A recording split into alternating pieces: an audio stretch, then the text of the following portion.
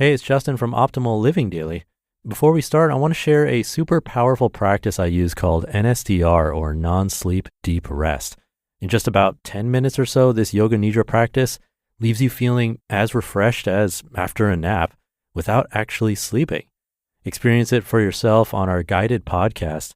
Search NSDR and look for the one from Optimal Living Daily. This is Optimal Relationships Daily. Your highly sensitive child is normal. No, wait, she's extraordinary. By Emma Scheib of highlysensitiverefuge.com. Mom, my pajamas are uncomfortable. I can't sleep. This was the third time my 9-year-old had been back out of bed. Mom, the television is too loud. I can't sleep, was her earlier complaint. Mom, tell her to be quiet. She pleads with me about her 4-year-old sister who's throwing a tantrum. She is wild. She's beautiful. She's sensitive. She's my daughter, and I've only just realized that she's exactly like me, a highly sensitive person. Because I'm an HSP, you'd logically assume that I'm in tune with my family, their emotions, and their personalities. And many times I am. I often feel other people's emotions, particularly those of the young and vulnerable. But I'm ashamed to say it took me quite a long time to realize that my daughter is also highly sensitive. How to recognize a highly sensitive child. Dr. Elaine Aron, author of the book The Highly Sensitive Person, explains the HSP like this.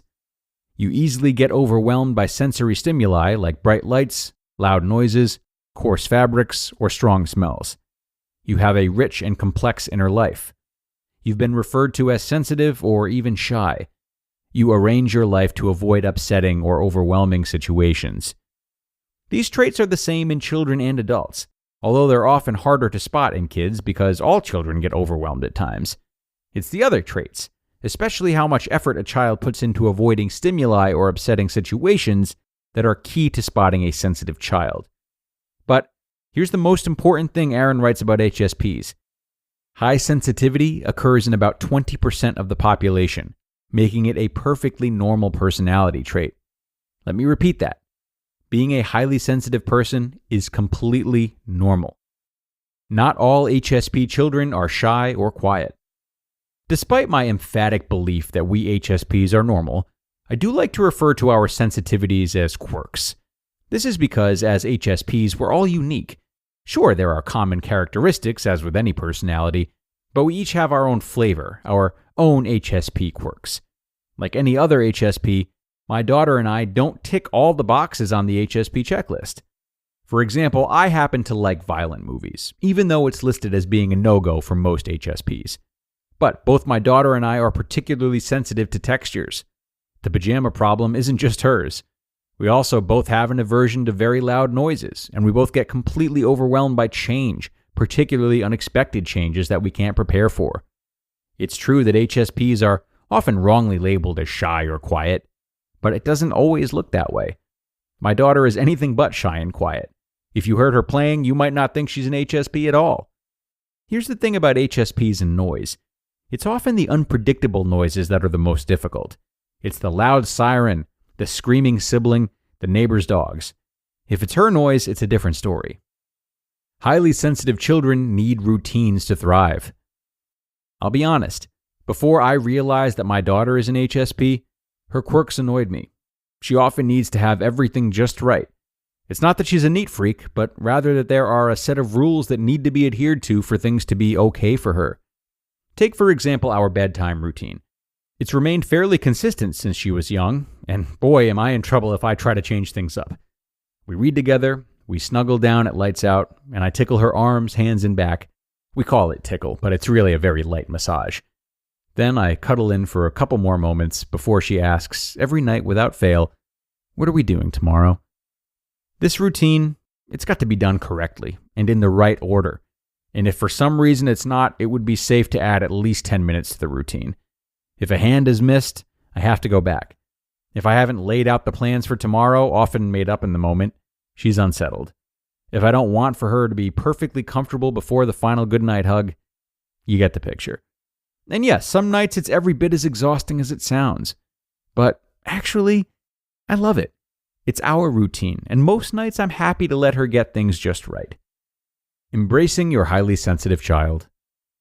Now that I know she's an HSP, I don't get annoyed by these little quirks. I no longer get as frustrated with her particular ways. I'm not surprised at these sensitivities. I'm learning to understand her and the way she's making sense of the world through the lens of her sensitive soul. As a parent, it's my job to embrace whoever my child is and whoever she becomes. I have to accept and embrace all of it, even the bits that I don't like or that don't fit with how I would prefer things get done. Truth-telling time. On more than one occasion, I've told both my daughters, don't be sensitive. Really? This coming from a woman who claims to be an HSP herself?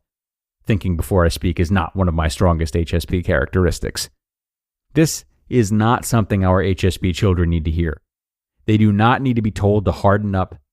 When we tell them this, we are telling them that it's not okay to be themselves. We're introducing shame and guilt.